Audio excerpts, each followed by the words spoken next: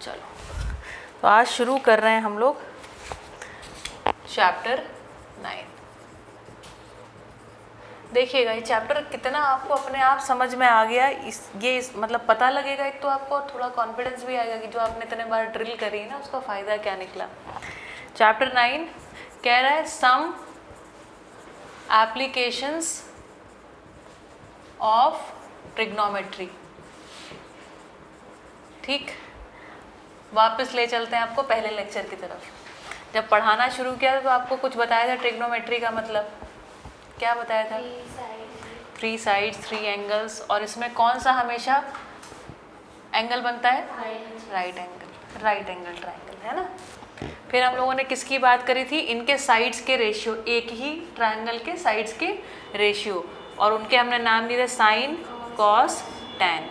Sign का opposite था cosec, cos का ऑपोजिट था सेक, और टैन का ऑपोजिट था कॉट। ठीक, फिर इनसे बने हुए हम लोगों ने इसके बाद प्रूफ किया था 8.2 या 3 में कहीं प्रूफ किए थे, और प्रूफ कर करके निकालते sine square theta plus cos square theta equal to, फिर दूसरा था 1 plus tan square theta equal to sec square theta. अगला था 1 plus cot square theta equal to cosec square theta. ठीक, इसके अलावा हम लोगों ने एक टेबल बनानी सीखी थी जिससे हम लोगों ने कुछ एंगल्स के बारे में समझा था। 0 डिग्री, 30 डिग्री, 45 डिग्री, 60 डिग्री और 90 डिग्री, है ना। इन सभी रेशियोज़ के इन एंगल के लिए क्या वैल्यूज़ होती हैं ये समझ लिया था। साइन, कॉस और टैन निकालने के लिए, या कॉसेक, सेक और कॉट निकालने के लिए हम लोगों ने एक कुछ याद किया था। क्या नाम था उसका? पाकिस्तान भूखा प्यासा, हिंदुस्तान हरा भरा। कुल मिला के इतनी चीज़ है। ठीक, जितनी भी चीज़ है ये सारी चीज़ें आपको कुछ चीज़ें बता देती हैं, कुछ चीज़ें पता चल जाता है इसमें से। ठीक है, अब कह रहे हैं क्या करना है, इनका क्या करना है? एप्लीकेशन करना है। ठीक, कुल मिलाकर के इतनी सी बात है। देखिए अब हम आपसे एक क्वेश्चन पूछते हैं, अगर आपने ठीक से अभी तक पढ़ा होगा तो आप बता देंगे। जैसे मैंने कहा ये 90 डिग्री है, ठीक, ये गिवन है। ये 30 डिग्री है, ये भी गिवन है। साइन 30, कॉस 30, इन सब की वैल्यू आपको पता है? पता है। आपने याद नहीं करी दूसरी बात है, याद हो जाएगी, सब आपको पता है, वैल्यूज पता है ना, आपके पास टेबल है। मैंने कहा इसकी वैल्यू जो है वो 4 मीटर है। ठीक, और इसकी वैल्यू आपको पता लगानी है। ये है फर्स्ट सेकंड टाइप का क्वेश्चन, और 90% क्वेश्चन इन्हीं सब चीज़ों से सॉल्व हो जाएंगे। जो 10% नहीं सॉल्व होंगे उसमें मैनिपुलेशन है, ऊपर नीचे कुछ काटने पीटने का, बस दैट्स इट। चलिए बताइए क्या एप्लीकेशन कर सकते हैं इसमें।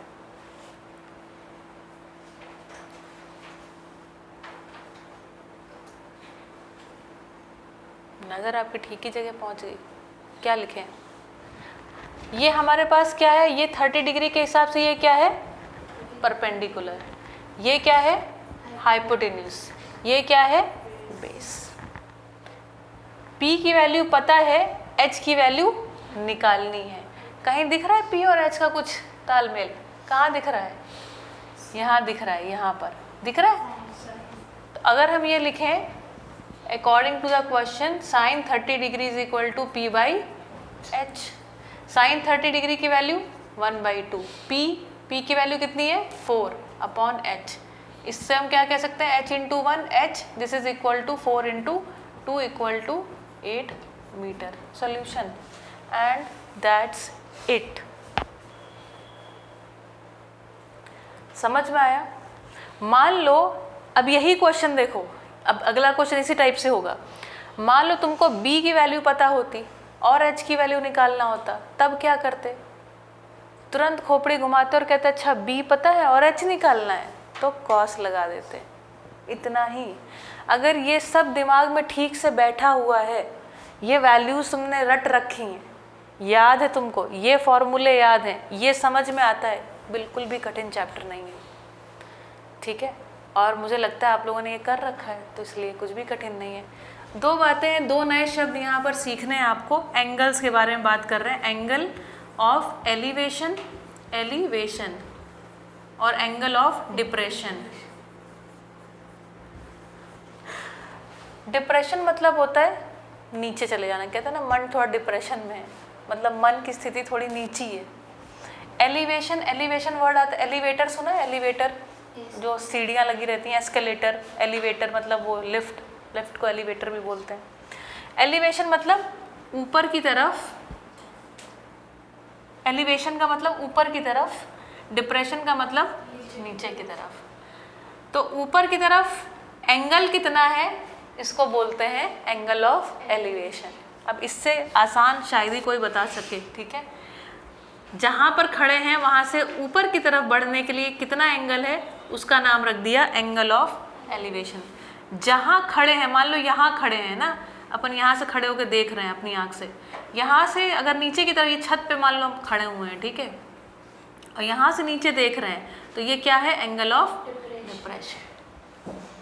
बस, और ये चैप्टर दैट्स इट, इससे अधिक कुछ भी नहीं है। सुपर सिंपल लग रहा है। सिर्फ हमको ये याद रखना है, पाकिस्तान भूखा प्यासा, हिंदुस्तान हरा भरा। एक बात ध्यान रखनी है, जो नहीं पता है वो अटक जाए, और जो पता है वो साथ में आ जाए अपने आप। साइन कॉस टेन इनकी वैल्यू अपने को पता है, वही लगा लगा पूरा सब कुछ सॉल्व हो जाएगा, कुछ भी नहीं बचेगा, ठीक। इसमें कुछ नोट करने जैसा लग रहा है? ये angle of elevation, angle of depression लिखना है कि समझ में आ गया क्या है? पॉज कर दो, मैं लिखा देती हूँ कुछ। एक्सरसाइज 9.1, सारे फॉर्मूलाज हमारे दिमाग में हैं, साइन 30 कॉस 30 की वैल्यू अब आप याद कर लीजिएगा। अब याद नहीं होगी तो काम बनेगा नहीं इसमें। तो अब क्या, इसको पढ़ना कैसे है ना, जो बात मैं सिखाना चाहती हूँ वो ये, जहाँ कॉमा लगा होता है उसको बोलते हैं अर्धविराम। अर्धविराम मतलब उसको दिमाग में प्रोसेस करो, पूरा प्रोसेस नहीं हो पाएगा, आधा ही प्रोसेस हो पाएगा, इसलिए उसको बोलते हैं कॉमा अर्धविराम। विराम माने रुक जाओ, ठीक है।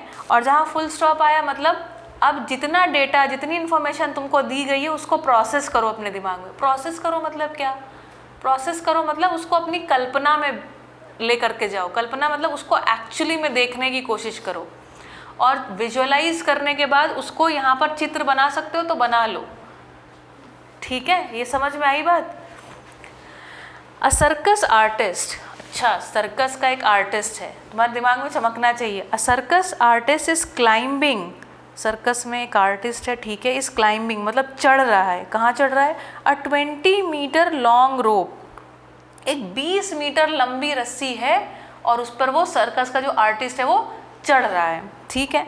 विच इज़ टाइटली स्ट्रेच्ड, है ना, जो कि बहुत एकदम खूब खिंची हुई है, ये लूज रस्सी पे नहीं चढ़ रहा है, ठीक है। आपने देखे ना नट होते हैं वो जो चढ़ते, पूरी ऐसे दो बांस रखे रहते हैं और उसके बीच में वो चलते हैं, देखे आपने? यहाँ पता नहीं दिखते हैं कि नहीं दिखते हैं, बांस लेके ऐसे से अपने आप को बैलेंस करते हैं या हाथ से बैलेंस करते हैं, है ना। हाँ, सर्कस में, और सर्कस में ऐसे भी चढ़ते हैं, यहाँ से शुरू करता है चढ़ना और ऐसे नट यहाँ तक चढ़ता चला जाता है, ठीक है, ऊपर तक चढ़ जाता है, और फिर कई बार यहाँ से आगे भी चढ़ता है, सीधा सीधा चलता है, ठीक।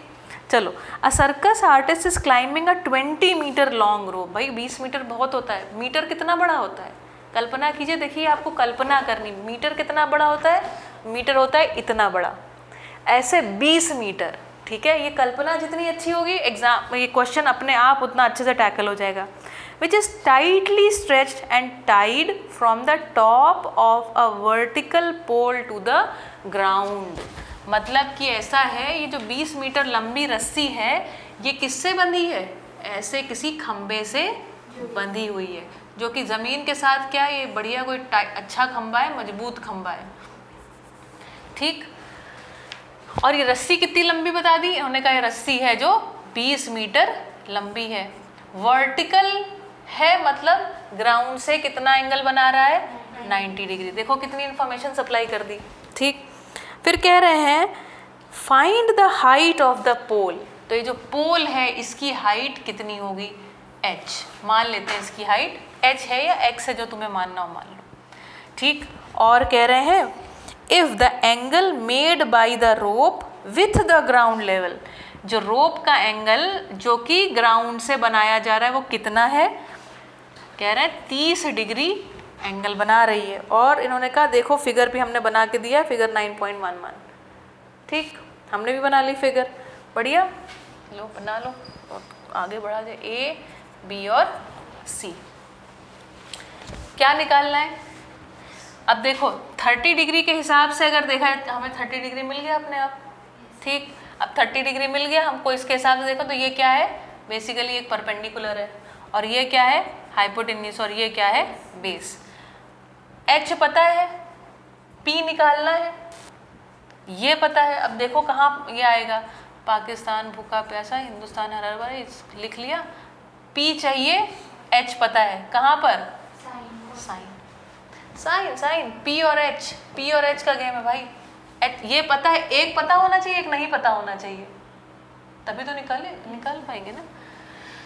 तो लिखेंगे in triangle A B C क्या कह सकते हैं, sine 30 degree equal to H upon 20। ठीक लिखा मैंने। इससे पहले लिखेंगे let the height of the pole be H. ठीक लिखा। साइन 30 की value 1/2, this is equal to H upon 20। Multiply किया जाए 20/2 equal to H, H equal to 10 metre. Answer. Was it tough at all? No, super easy. Pause करके इसको note करिए। चलो question number 2 को पढ़ा जाए। अ ट्री, अच्छा एक ट्री है, दिमाग में तुरंत इमेज आई ट्री की। अ ट्री ब्रेक्स, ब्रेक्स मतलब टूट जाता है, ड्यू टू स्टॉर्म, तूफान की वजह से। एंड द ब्रोकन पार्ट, और जो टूटा पार्ट है बेंड्स, बेंड्स मतलब झुक जाता है। आपने देखे अभी जब कितनी बारिश आई थी तो पेड़ टूट टूट के गिर गए थे। ठीक है, मान लो ऐसा कुछ पेड़ रहा होगा, ठीक है, ऐसा कुछ बढ़िया पेड़ रहा होगा, लेट्स से नारियल टाइप का कुछ पेड़ है, ठीक है। अब पेड़ है तो मतलब जमीन से कैसा खड़ा होगा, सीधा, ऐसा मान लेते हैं, टेढ़ा नहीं होगा, नहीं तो फिर सॉल्व कैसे करेंगे, ठीक है। A tree breaks due to storm and the broken part bends so that, अब ये क्या हुआ, मान लो यहाँ से थोड़ा कोमल रहा होगा पार्ट, यहाँ से टूट गया। टूटा कैसा, तो टूटा फिर टूटने के बाद क्या हुआ, यहाँ से नहीं तो फिर गिर के पहुँचेगा नहीं, ऐसे यहाँ से मान लो गिर गया, ठीक है। A tree breaks due to storm and the broken part bends so that the top of the tree, ये रहा top of the tree, ये वाला point, ठीक, so that the top of the tree touches the ground, मतलब ये यहाँ से टूटा और टूट के गिर गया ऐसे। The top of the tree touches the ground making an angle 30 degree with it. It मतलब क्या, with the ground. यहाँ से ये लगभग इतना ही है, इस पॉइंट पे लगभग आया, कहाँ से मिला था,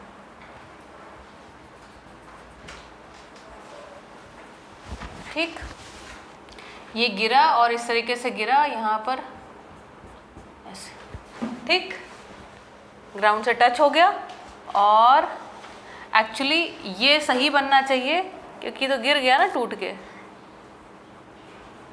डॉट डॉट का मतलब होता है वो नॉट एग्जैक्टली, पहले ऐसा रहा होगा फिर ऐसा गिर गया, गिरते समय ऐसा गिरा कि इसने 30 डिग्री का एंगल बना रखा है। The distance between the foot of the tree, अब ये ट्री है, ट्री का फुट, ट्री के पैर कहाँ है, यहाँ पर है, हालांकि इस फुट से चलता नहीं है, याद रहे, है ना, फुट के नीचे यहाँ पर क्या होते हैं इसके रूट्स, हाँ, ठीक है। तो ये फुट ऑफ द ट्री है और ये टॉप ऑफ द ट्री है, तो अब टॉप ऑफ द ट्री कहाँ पहुँच गया, यहाँ पहुँच गया, ठीक है। तो ये फुट है और ये टॉप है। The distance between the foot of the tree to the point where the top touches the ground is 8 metre, मतलब ये वाली डिस्टेंस क्या दी हुई है, 8 मीटर, ठीक है। ग्राउंड को ऐसे ऐसे भी बना दिया जाता है कई बार, ठीक है, ओके, ठीक। तो कह रहे हैं find the height of the tree. अब हाइट ऑफ द ट्री कितनी होगी, ये है हाइट ऑफ द ट्री, ठीक। तो भैया बताओ अब क्या किया जाए? It's a very good question. तो ये 30 डिग्री है, इसके हिसाब से ये क्या है? परपेंडिकुलर। ये क्या है? हाइट, और ये क्या है? बेस। तो अगर हम P निकाल लें, अगर हम H निकाल लें और P और H दोनों को जोड़ दें तो क्या निकल आएगा? हाइट ऑफ द ट्री निकल आएगी। ठीक, तो चलो लिखते हैं A, B और C। ये मैंने इसको B क्यों लिख दिया? बेस के लिए लिख दिया है। हाँ, बेस। ठीक, क्या लग रहा है, अटेम्प्ट हो जाएगा क्वेश्चन अभी? ठीक, चलो तो लिखते हैं इन ट्रायंगल ABC। लिखेंगे पाकिस्तान भूखा प्यासा, हिंदुस्तान हरा भरा। पहला अटेम्प्ट कर रहे हैं हम लोग P निकालने का। B पता है, P निकालना है। क्या लगाएं? tan 30 degree equal to P by B ना, P बाई B। tan 30 की वैल्यू 1/√3। शाबाश। P अपॉन B की value 8। P is equal to 8/√3। तुम्हारी मर्जी, इसको ऐसे ही छोड़ दो, और तुम्हारा मन ना माने तो इसको √3 से ऊपर नीचे मल्टीप्लाई करके, क्योंकि नीचे अंडर रूट नहीं छोड़ते हैं इसलिए ऐसा कर सकते हैं। तो ये √3 मल्टीप्लाई होके 3 हो जाएगा, और ये √3 एज इट इज रहेगा। तुम्हारी मर्जी, ठीक है, चाहे ऐसे छोड़ दो चाहे वैसे लिख दो। फिर दूसरी बात क्या कर सकते हैं, अब हमारे पास P निकल गया। P निकल के आया 8/√3, या तो 8/3 इंटू 8√3/3, दोनों में से कोई भी लिख सकते हैं। फिर H की वैल्यू निकालने के लिए क्या करना पड़ेगा? अब तो कुछ भी लगा सकते हो, चाहे P/H लगा लो, चाहे B/H लगा लो, क्योंकि ये निकल आया है, ये भी निकल आया है। बताओ क्या लगाएं? कॉस लगाएं। cos 30 डिग्री की वैल्यू कितनी? P/B लगा लें हमें, लेकिन निकालना तो H है ना। अब H निकालना है, तो H यहाँ पर दो जगह पर है ना। अब देखो साइन लगाएं कि कॉस लगाएं, तो ये इस बात पर निर्भर करता है कि तुम्हें साइन 30 की वैल्यू याद है कि कॉस 30 की वैल्यू याद है। जिसके बारे में श्योर हो वो लगा लिया जाए। बोलो, कॉस 30 की वैल्यू क्या है? √3/2। साइन 30 की वैल्यू क्या है? 1/2। Sine 30 degree is equal to P/H। 1/2 this is equal to P। P की वैल्यू क्या है? 8/√3, और H की वैल्यू तो हम निकाल ही रहे हैं। H यहाँ पर मल्टीप्लाई हो गया, H इज इक्वल टू, और 2 यहाँ गया, 16/√3। ठीक है, ऐसे ही रखा। तो height of the tree, height of the tree क्या है? Height of the tree equal to P + H। P की वैल्यू को हमने लिखा है 8/√3, इसको हमने लिखा है 16/√3। दोनों के डिनोमिनेटर सेम है तो जुड़ गए, ये क्या हो गया? 24/√3। फिर से वही बात, अगर तुम्हारी मर्जी है तो इसको आगे सॉल्व करो, नहीं मर्जी है तो छोड़ दो। √3 मल्टीप्लाई होके हो गए 3, तो 3 8s are 24। आंसर आ गया 8√3 मीटर। आप चाहें तो यहाँ छोड़ सकते हैं, लेकिन तुम्हारा मन और भी ना माने तो तुम फिर कहना अच्छा फिर लिखना, चूँकि √3 इक्वल टू 1.732, फिर लिखना, फिर इसको मल्टीप्लाई करके लिख देना 1732 इंटू 8, जो आंसर आए निकाल देना। कई बार क्वेश्चन बच्चों को उलझाने के लिए ऐसे कहते हैं कि find the answer till 2 places of decimal या टिल 3 प्लेसेस ऑफ डेसिमल। तो इसका मतलब है कि √3 की वैल्यू रख के आंसर निकालो, नहीं निकालोगे तो नंबर काटेंगे। ये छुपा रहता है उनकी भाषा में।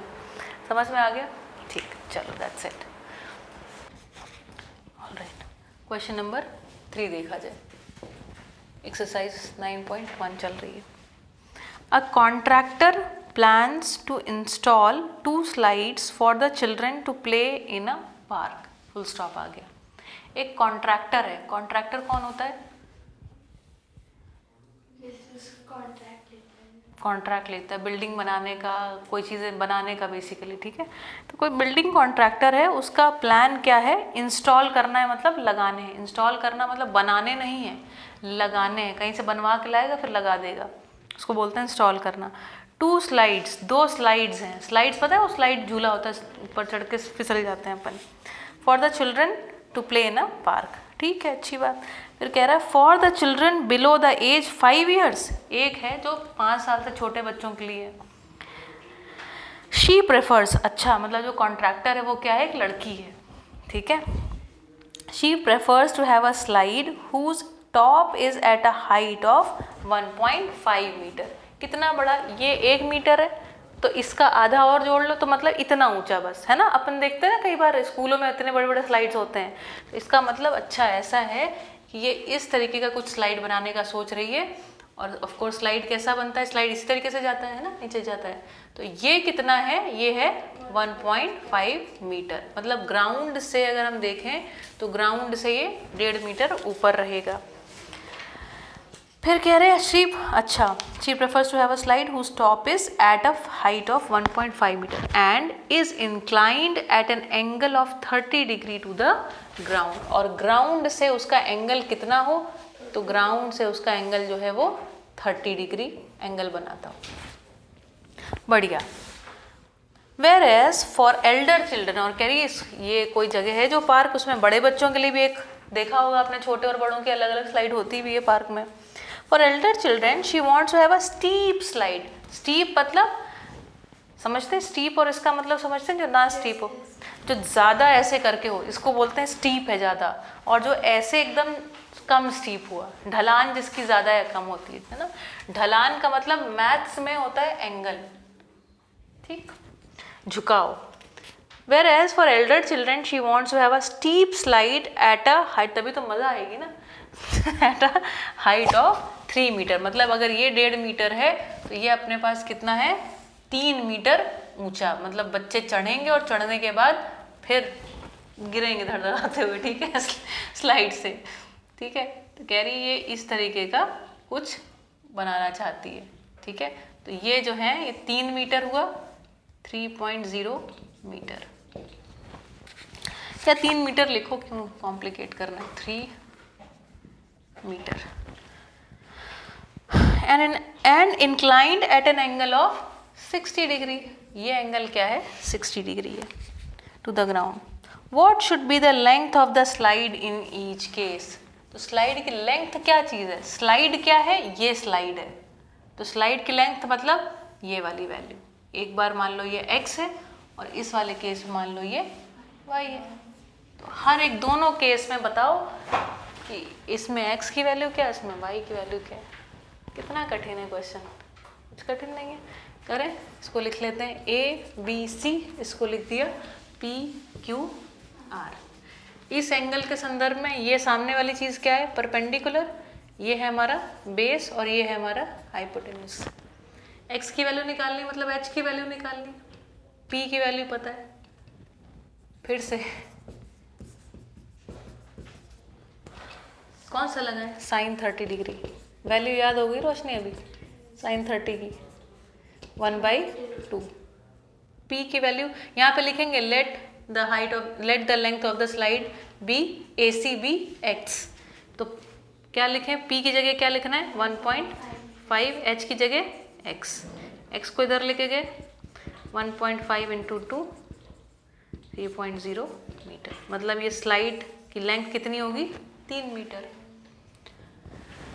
सेम यहाँ पे चालू किया जाए, in triangle PQR, same question बन गया ऑलमोस्ट, है ना। ट्रायंगल PQR में क्या लगाना होगा, इसको, ये हमारे पास परपेंडिकुलर, ये बेस है और ये हाइपोटेन्यूज है, इसकी वैल्यू चाहिए, ये पता है। फिर से sign 60 degree equal to P/H, तो P की वैल्यू 3, H की वैल्यू y, ये लिख लीजिएगा ना, let the length of the slide be y।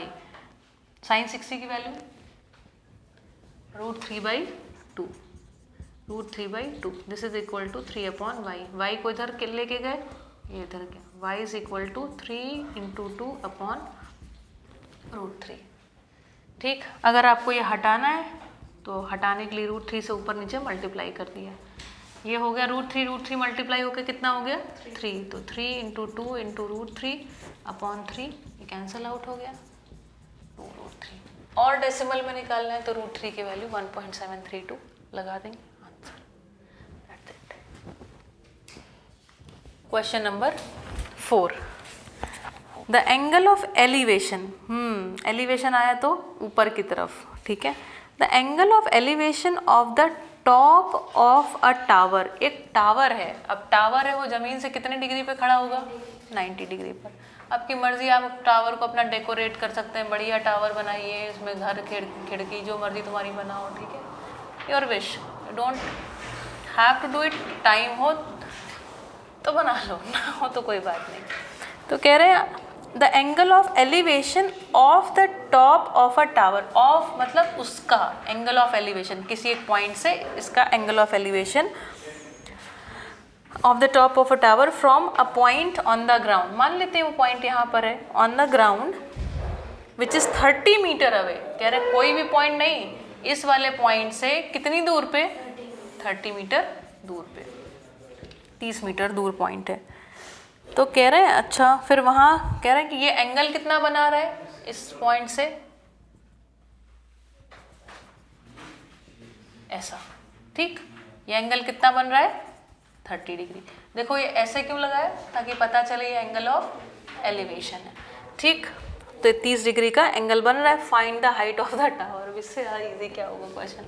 Height of the tower क्या है, ये इसको मान लेते हैं h है, इसको मान लीजिए A B C।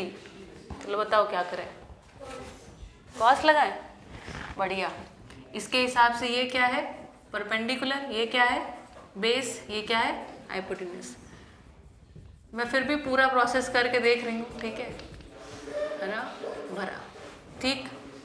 ये परपेंडिकुलर है, ये बेस है, बेस पता है, परपेंडिकुलर निकालना है। अब बताओ क्या लगाएं,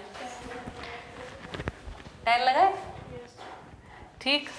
तो लिखेंगे in triangle ABC tan 30 degree equal to क्या हो जाएगा H/BC, है ना, होगा कि नहीं होगा H/BC, हाँ 30, वही 30, बिल्कुल सही बात है। tan 30 degree is equal to 1/√3, H is equal to 30/√3। और सॉल्व करना है, करिए, √3 30/3 √3 10, आंसर। और सॉल्व करना है तो 1.732 × 10, ये तो बड़े आराम से सॉल्व हो जाएगा, 17.32, इजी। चलो बस आज की क्लास यहीं ख़त्म।